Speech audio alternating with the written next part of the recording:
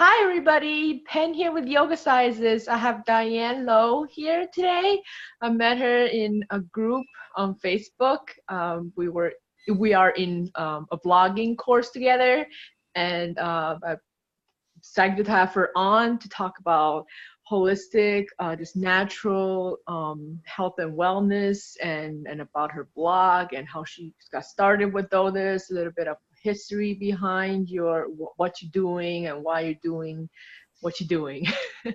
And then we'll go from there. So, hi everybody, thanks so much for having me here. I really appreciate this opportunity. So I'm Diane. I'm a physician assistant, which in America is like a nurse practitioner. We operate very closely with doctors, but we do the majority of what they can do as well. So I think the stats are like we do 86% of what physicians do. So we diagnose, we treat, we write prescriptions, we order lab results, we interpret those results, come up with treatment plans for patients. So that was my professional life I worked over 10 years. I did a wide variety of different fields, internal medicine, family practice, emergency medicine, and integrative medicine, which is that holistic health, alternative medicine, natural remedies part. And that is my favorite. I recently became a stay-at-home mom.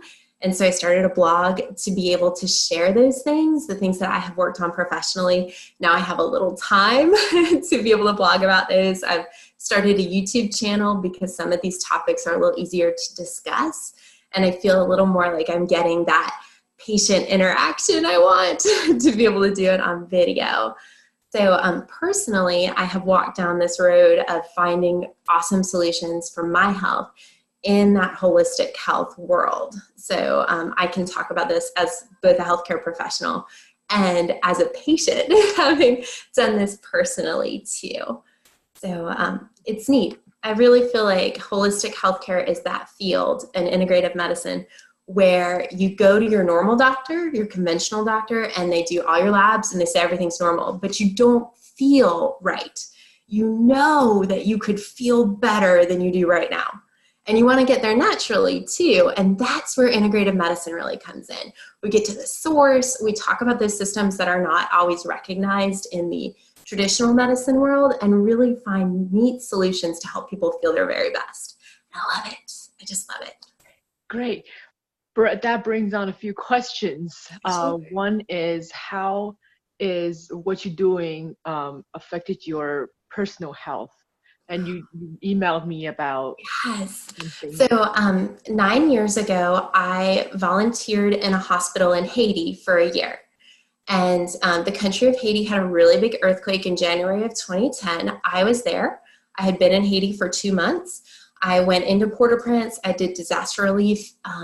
It was a really neat opportunity to be able to already be in the country to go and help where it's really, really needed. But having been a medical person, there are some things that we did to help people then that are just, we just saw so many hard things, a lot of suffering. I was treating people 4 days after the earthquake who had large open wounds, just a lot of hard things, saw babies who wouldn't eat because their mom died in the earthquake. I worked closely with an orphanage in Haiti, and just it was hard. There were a lot of challenges after the earthquake. There were problems with cholera and getting clean water and sanitation, and there were food riots and just some challenging things. And personally, my home had 2 attempted break-ins. There were 9 different times that year where I thought I might actually die. So I was really glad I was there, but I developed some PTSD, post-traumatic stress disorder from that. And when I came back to the States after I finished my year, I was able to take a few months off, and then went back to work in the States in an ER, and didn't really address my PTSD, just kind of shoved it on down.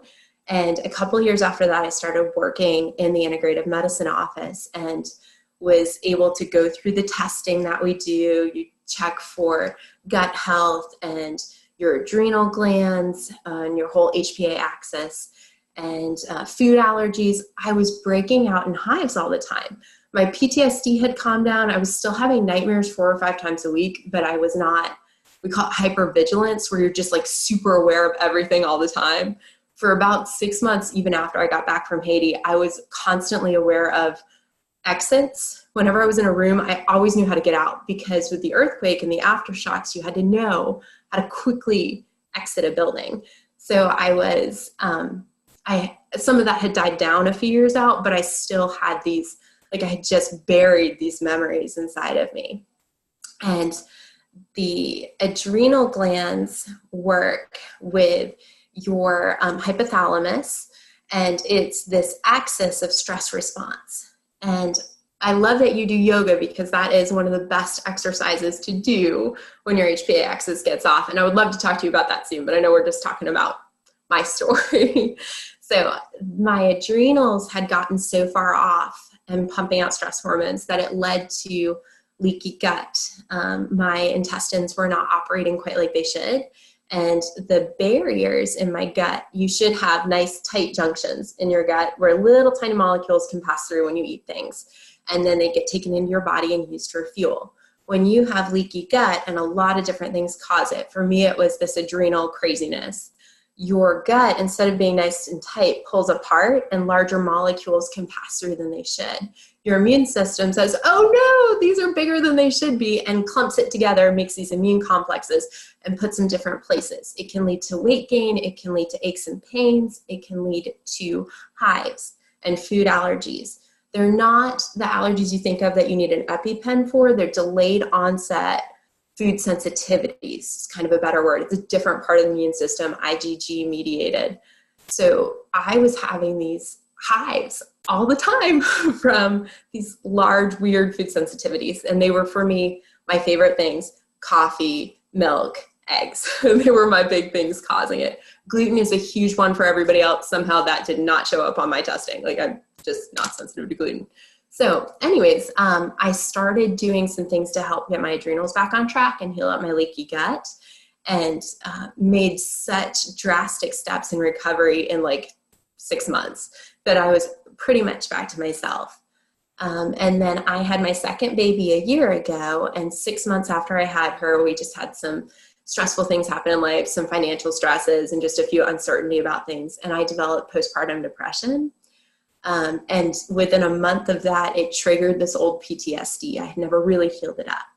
So I started having very clear PTSD symptoms again: nightmares every night, panic attacks. I would wake up thinking someone had called my name when it wasn't anybody. And then like I was full blown awake, my heart was racing, you know, just, I was having nightmares that people were like looking in my house, which we live in a really safe area. It's nothing happening. On top of that, the normal postpartum depression things like crying, not having a lot of energy, those sort of things. So I found a counselor in January, and she's amazing. We did EMDR, which helps to reprocess the traumatic memories and to store them in your brain in a non-painful way that no longer causes you distress. And it changes the story you tell yourself from, I was really scared back when that stuff happened, I wasn't safe, to I'm really brave, look what I lived through, and I'm really creative. I invented my own alarm system there. I stuck a crate of empty glass Coke bottles in front of my door because if anybody came in, I would hear it. So like, it's cool how that therapy, that specific therapy, by doing rapid eye movements or by like bilateral tapping, helps to integrate the memories you have with your cognitive function of being able to think through rationally. Like, I know I shouldn't be worried about things that happened 9 years ago. It's over. I finally feel like it's over now. And honestly, it's probably been one of the biggest blessings in my life to have had postpartum depression, because it's that Haiti stuff is over now. And now I can actually talk about it. I couldn't really talk about it before, but it caused a little bit of adrenal fatigue and a little bit of leaky gut coming back because of all that stress response that has been going on. So I am finishing up the healing the second time around. And I can tell I have it because I'm starting to break out in hives from coffee again. Terrible. So I'm healing that all back up right now, and it's pretty much over. So sorry, that was kind of a long version.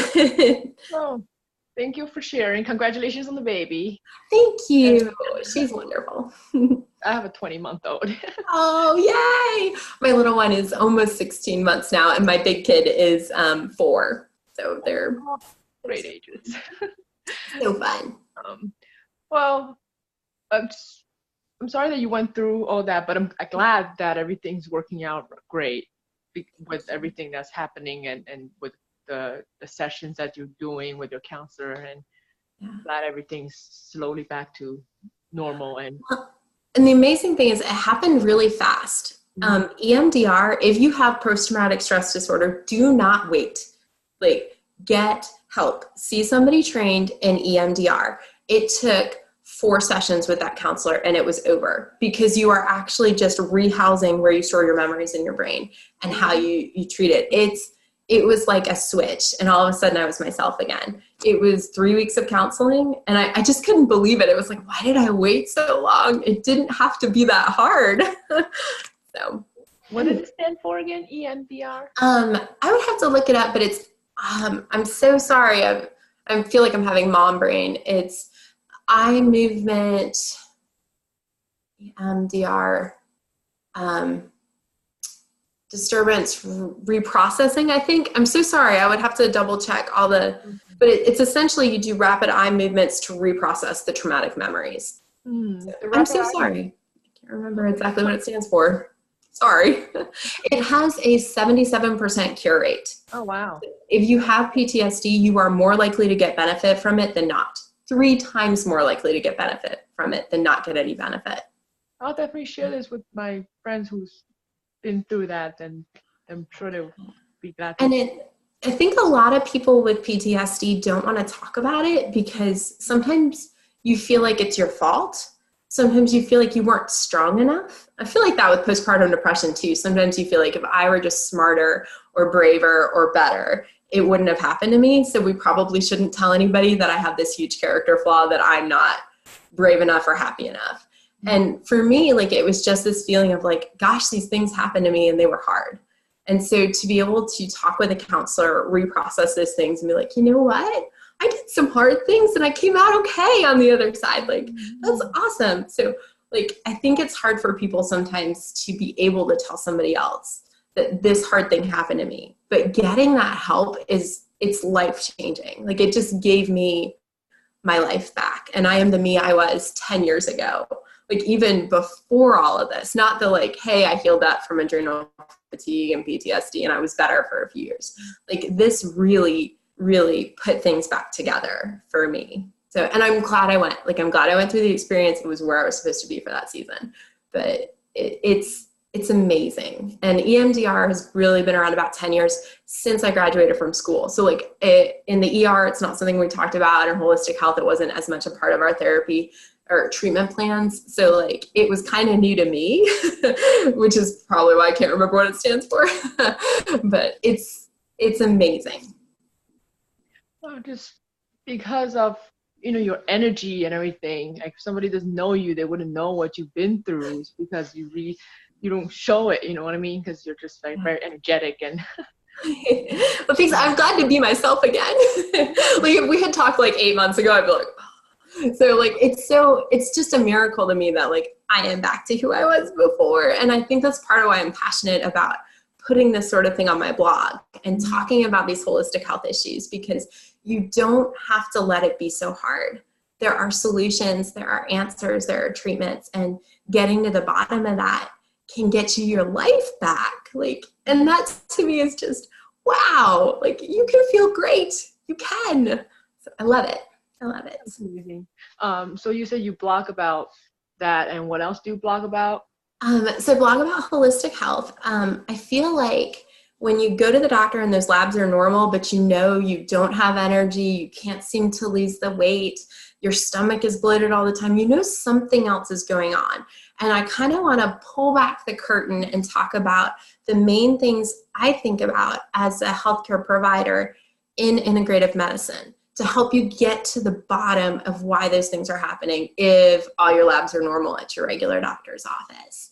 So I write about some of those key issues in holistic health and try to give people the tools and the thought processes that I go through when I see a patient. Like if you were to tell me, like, these are the top 5 things that don't feel right now, or my top 5 symptoms, I want to kind of help people work through that process of like, it's probably this, this, and this. The big thing I think that people don't realize when they start to look for a natural cure for something is that it's not just one thing. I have never treated a patient and just had it be leaky gut or their adrenals were off or their thyroid. It's never just one thing, because we're not one thing.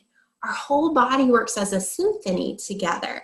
And so when one body system is not working like it should, all the others try to respond, but they get a little altered too. They're working too hard, or they're just not able to keep up. And I'm still trying to figure out the best way to present that on my blog. I really just want to have one-on-one conversations with everybody. But that's my goal, is to start to unlock that and unpack that. You mentioned that it's not one thing, and then that makes me think that it has to be balanced. Like one thing is thrown off, and your body is telling you, okay, something's not right. I gotta go balance that. So it's kind of towards that, almost like it has to be your body is like trying to figure out which one to follow, almost, right? Yes, and it usually starts with one event or one thing happening that starts this cascade of response. So sometimes if you can start to work on that first thing, you'll stop that cascade before it gets really bad. Like how, for me, especially the first time around, it was the PTSD affected my adrenal glands. My stress response essentially got stuck in the on position. So it was pumping out these catecholamines, which are adrenaline and noradrenaline, also, or epinephrine and norepinephrine. They come from the adrenal glands, which sit on top of the kidneys, and that's your fight or flight response. Back in the day, like when we were cavemen, if you saw a woolly mammoth coming for you and you took off running, that's the adrenals working on that, telling you, go, giving you the energy to run.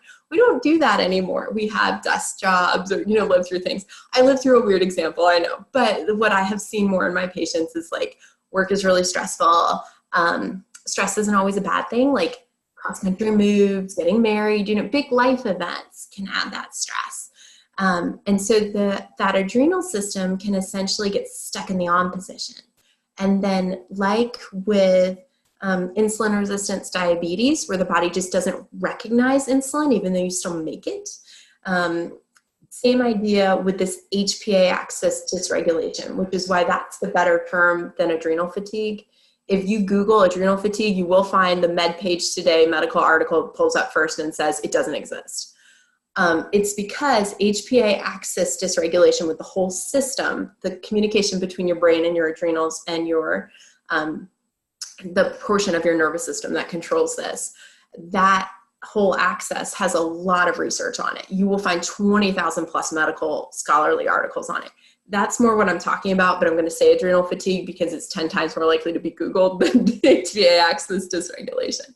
So working on all of that is super helpful for putting things back together. So mine got off with my stress hormones essentially just getting pumped out all the time. So the body didn't use them as well. So I had these really high levels of adrenaline and noradrenaline, and then cortisol comes up to you. Cortisol tries to calm down inflammation, help you feel better, but it also, high cortisol leads to belly fat that's really hard to lose. And when it pumps out at the wrong time, it can lead to feeling very tired. A lot of people don't get a good rise in the morning to get you up and out of bed, and then you'll get this crash in the afternoon. That's that mid-afternoon crash. And then if you stay up past 11 p.m., you get a natural rise in cortisol. So if you stay up too late, you won't be able to go to sleep because of that cortisol. So cortisol cannot be your friend in this case. And now your body's making more and more of it, but not always recognizing it to help you feel better. So that's that HPA axis dysregulation. And for me, it was PTSD, that adrenal reaction, and then that led to the leaky. And that's how kind of my story went. And what would have been next would have been thyroid hormones and reproductive hormones, the female hormones getting out of whack. So I think I caught it really before I went that far into those other things, because when I was tested, all those came back normal and I didn't really have those symptoms.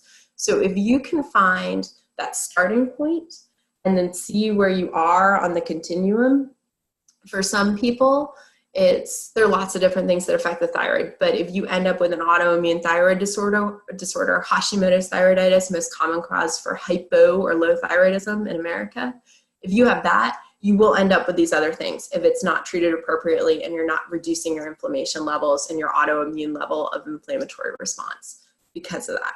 I'm sorry, long answer to the question, but yes, start with what you know happened and work on backwards. And if you can, see an integrative medicine doctor, it'll speed up the process because they'll get you on the right protocol for where you are and what's happening.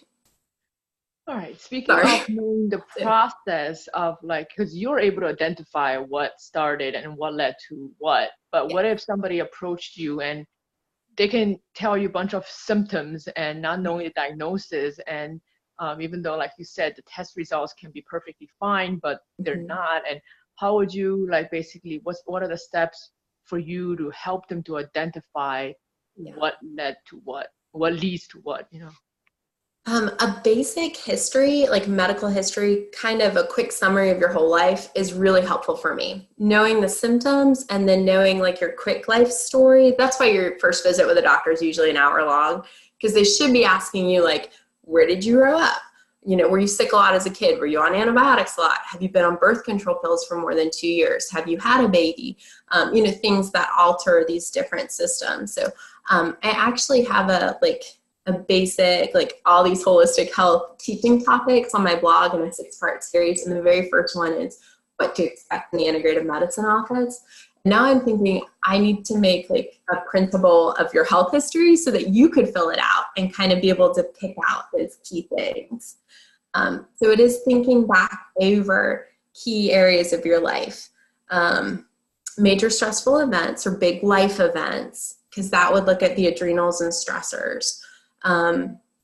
Looking at in your childhood, did you take a lot of antibiotics? And at any point in your life, have you been on a lot of antibiotics? Part of my story was I took a daily antibiotic to not get malaria when I was in Haiti. So that messed up my gut too. So on top of all the other things happening, I already had the wrong bacteria in my gut from taking antibiotics every day and killing off the good stuff, as well as the bad stuff. But you do what you can do. So looking at those issues, thinking about everywhere you've ever lived. Did you ever live anywhere where there might have been mold? The human nose is one of the best receptors for smelling mold. It's a very good detector of that. If you've ever lived anywhere like that, or near somewhere with toxins, near some sort of processing plant, or a lot of renovations of old buildings nearby, things like that can kick up stuff in the air. And that can throw off your hormones, that can lead to heavy metal toxicity or environmental toxin exposure that can be underlying for a lot of these other things going on. Thinking about, and I mentioned the birth control pills. If you're on birth control pills for more than 2 years, that can throw off a lot of the natural hormone productions and lead to some leaky gut issues. The adrenals in particular can respond also to just your day-to-day life stressors. Do you find that you feel really great when you go on vacation and crazy tired during the normal week? Most people feel better on vacation, but that can be an indication that your adrenals are just kind of getting packed out. And thinking about your gut health. Are you having nice normal bowel movements? I know we don't always want to talk about this, but when you're doing your own little thinking about things, are you going 2 or 3 times a day? Are things okay? Are you bloated all the time? Do you have a really hard time losing weight? Thyroid stuff, sometimes you'll see skin sort of symptoms, really dry skin, hair loss, lateral third of your eyebrows, or just general hair. Those can all play a role in there too. So going through where you've been and trying to match it up with the symptoms you have now can be helpful. There are some independent labs that you can test at home, and they'll send you back your results reviewed by doctors. I like Everlywell. They have a really good reputation, and you don't have to have your doctor signing off on the lab orders to get it done. They are fantastic, and it's a lot cheaper than what we would charge in the office to go through that stuff. So sometimes that's at least a place to start. If you read all of the thyroid symptoms and you're like, crap, I have thyroid stuff. Let's work on this. The main things that are best for testing would probably be full thyroid panel and female hormones. Or if you're a guy listening, sorry, I don't want to. I speak in my blog to women, so it's kind of what I was thinking about. But if you're a guy, checking those male hormones to you, those would probably be the best places to start. I feel like just going through symptoms, you can probably pick up on like my adrenals need some work and my gut needs some work. Sometimes the heavy metal toxicity you'll want to do labs on too, just to know where you are. If you grew up with well water, that's another thing where sometimes we see heavy metals entering the system. Really though, heavy metal toxicity, environmental toxins need to be addressed by a healthcare provider. There are some precautions to be done when you're going through detox that you don't really want to handle on your own and really are not so safe. But the gut and the adrenals are two of the things that are easier to work on by yourself. The hormones and the thyroid may need natural medications, bioidentical hormones, or thyroid medications if your thyroid is not working at its best. So those would be the ones to test. The others you can kind of figure out by doing your own symptoms. Hope that helps. Yes, it does. I'm trying to think of a hormone question. I don't know how to word it. Like, That's fine. how do you, in terms of hormones, like men or women, how do you approach the hormones? Yeah, again, those are easiest with labs because almost always you'll want to do bioidentical hormones, even if it's just for a season. So you make the majority of your hormones either from your reproductive organs themselves and some from your adrenal glands. So if you don't have healthy adrenal glands, if you've got adrenal fatigue, you're probably going to have a dip in some of those hormone levels, as well as DHEA, which is the precursor to those hormones. So that's why it's hard. It's like, it's never one thing. It's probably a few things going on. But getting those levels and just knowing where you are can help to know what to move forward with. For almost everyone with just low hormones, the high intensity interval training, HIIT workouts, HIIT, are helpful. They will increase human growth hormone. They tend to have an increase in DHEA, that precursor to the other reproductive hormones. That's a fairly safe thing to say across the board. It's hard sometimes to make recommendations.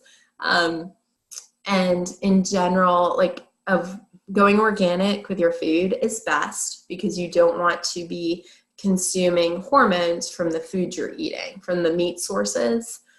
So grass-fed beef, antibiotic, hormone-free chicken, heritage pork, those sort of things are better in general if you eat meat. Soy, if you're going to do soy, do it in its actual form, not in all these estrogenic-like mutated forms. So really you have to be a little more careful, at least in America, where you're getting your food from, and particularly that. So those things can be helpful. I have found for women, if your hormones are off, really just doing bioidentical hormones for like 6 months just resets it better than anything else can. There are some herbal supplements that help for certain things. Sorry, I know that's kind of vague, but that one's one of the few ones that I'm like, I almost always put people on bioidentical hormones because it just makes those things better. And they just look more like the way your body makes them versus the synthetic hormones that would be in a typical birth control pill. Interesting. I've never taken birth control pills, so I can't. Okay, good. Overall, that's really good for you. So. Wow, a lot to think about because I usually don't talk about gut health as much as I should, even though I dealt with a lot of gut issues in terms of like not digesting food as much. But now with yoga and nutrition, I've been better at that. Even though I should have looked into it more during that time, but I didn't. And it's you do what you can do, and that's fantastic too. It's great to learn about all these gut health and everything related to it. So it's very interesting. What else? So your diet, how you did mention eating as natural as possible, and what else do you recommend in terms of like dieting? So definitely go organic as much as your budget allows, and eating foods like in their natural form and the way they come is one of the best ways to go about things for promoting good gut health. There are a lot of food allergies, at least here in America. There are several very common ones that pop up. Some of it can be related to genetically modified food because our bodies don't recognize that as well as the original form that those foods came in when their genes have been modified. We don't recognize that. Well, we didn't get modified in the process too. So that can start a lot of problems. And another problem that happens, and this is more related to thyroid health, but it applies to leaky gut. At least in America, our flour is brominated and our water has fluoride in it. And a lot of people have switched to sea salt, which doesn't have a lot of iodine, but iodine is sometimes harder to find. So this, there's also chloride and very prevalent in things, water, cleaning products, things like that. So the fluoride, the chloride, and the bromide are all on that periodic table. And if you think back to like high school chemistry, they're in the same column with iodine. Iodine is essential for good thyroid health.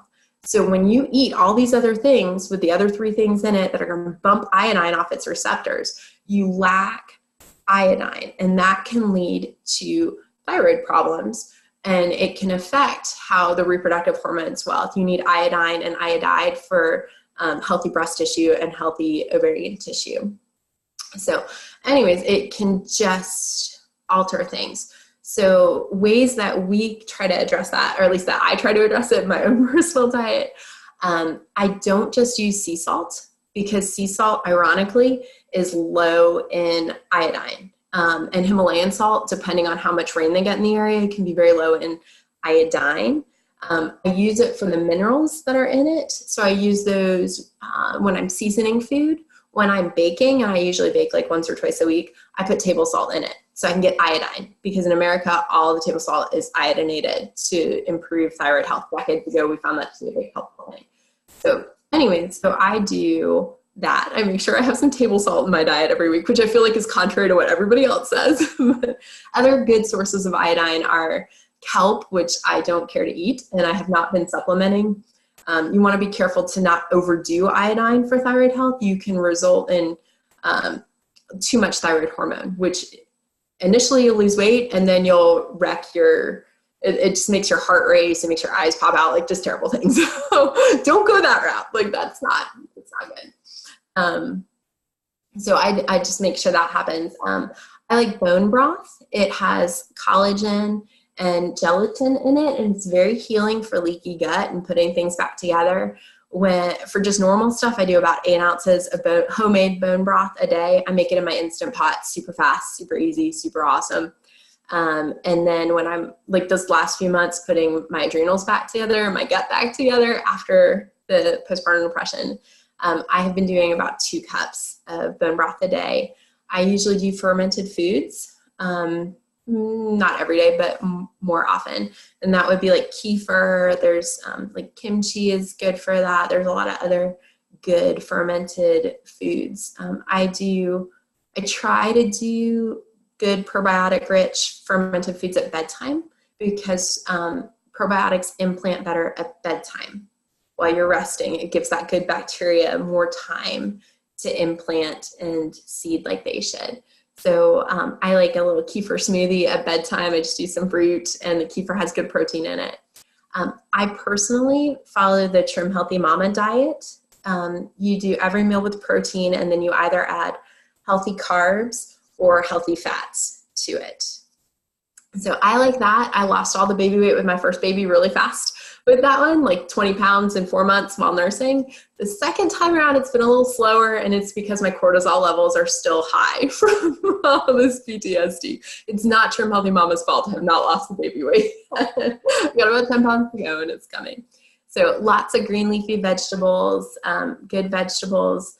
If you've got thyroid problems, you will want to cook, like steam or roast, any of your cruciferous vegetables, because there's some stuff in there that can disrupt thyroid hormones if you eat them raw. So like if you like broccoli and cauliflower and you know you have thyroid issues, cook them. Just don't eat them raw.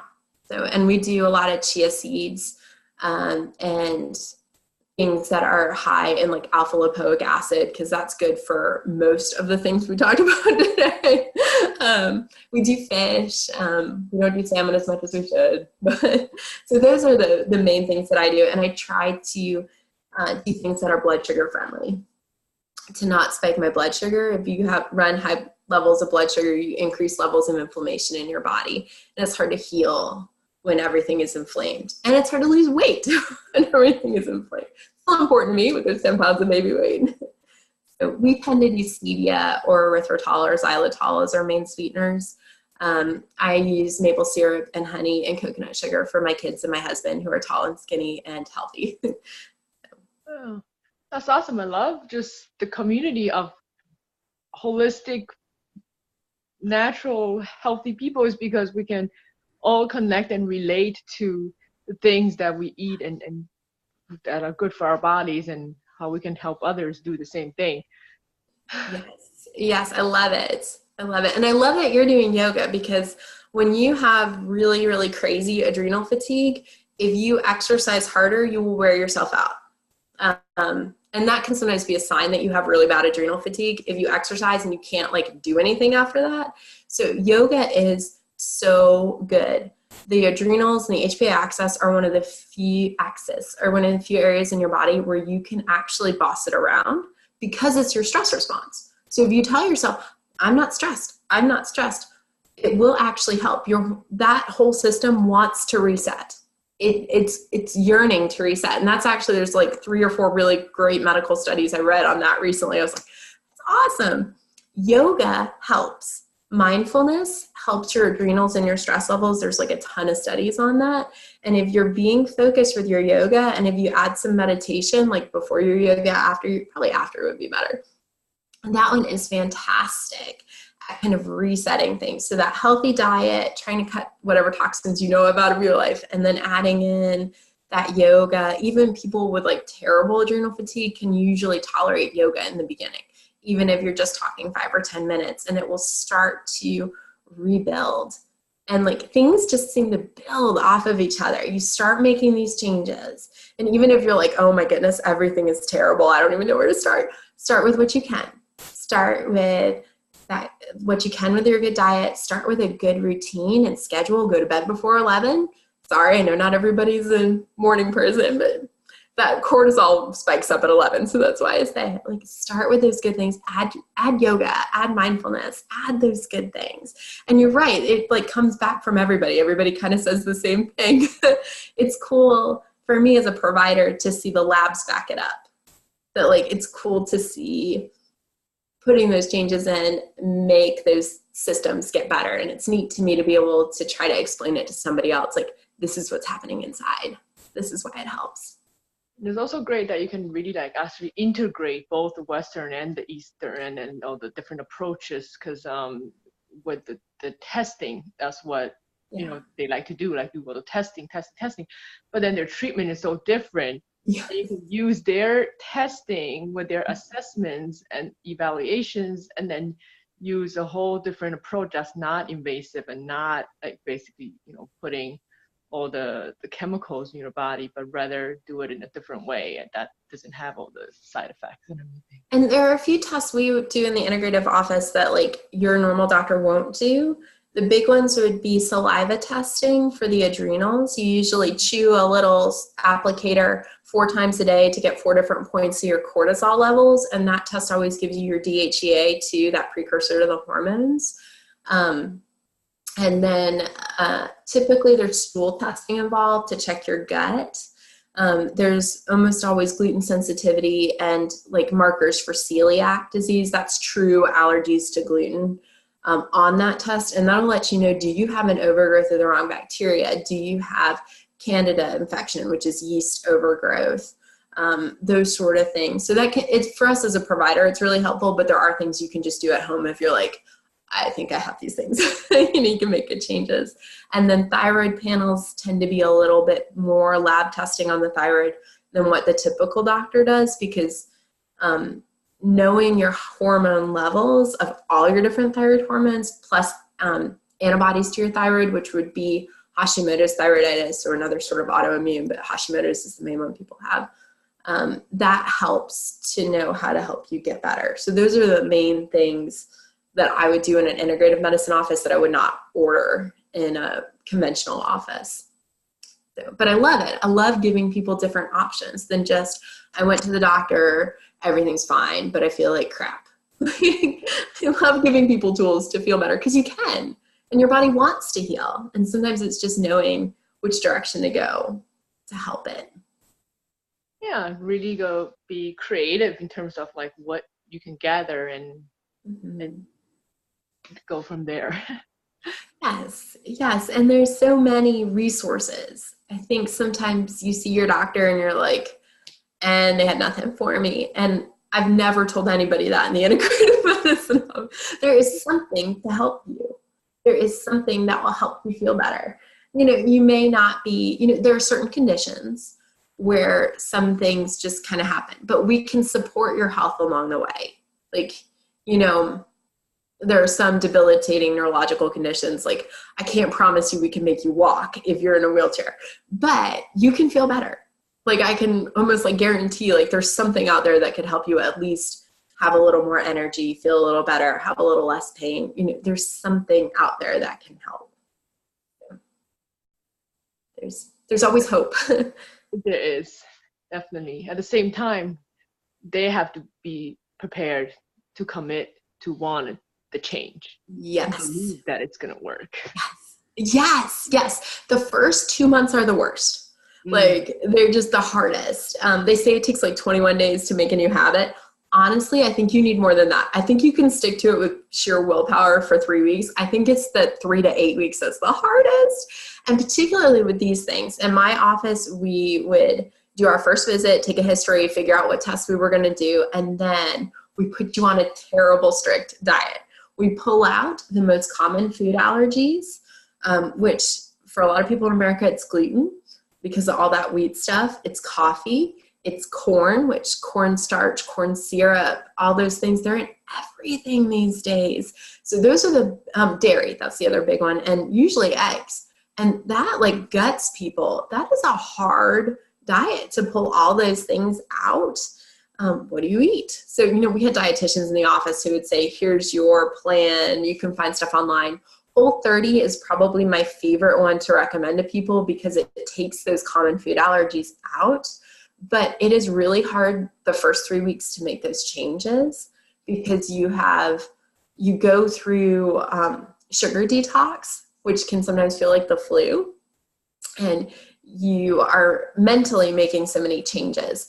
And then you got to stick with it for another few weeks. And so that's where that 3 to 8 weeks is like, it's hard. A lot of changes happen from like 1 to 2 months in. Like a lot of great changes. It just takes a little while. So sticking the core, like putting up with it.